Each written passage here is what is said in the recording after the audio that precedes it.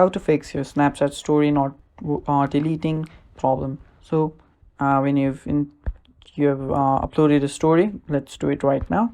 If you have uploaded a story to your Snapchat, as you can see, I have done it right now, and when you're trying to delete it, it does not work.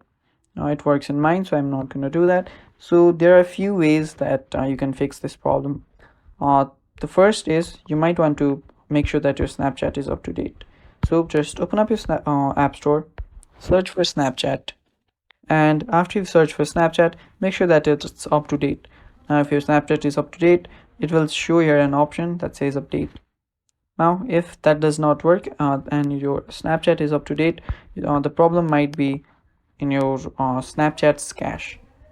Now to do that, first go to your profile, go to the settings on the top right, and scroll down till you find your cache clear data under your privacy control. Now there you will see the clear cache option right there, and just tap on clear your cache, and that should fix your problem and you should be able to delete your Snapchat story. So overall, if all these techniques does not work, you can simply just delete your Snapchat and reinstall it and try it over again. So that is all for the video, guys. I hope you found this video helpful. Thank you for watching. Stay tuned. Bye bye.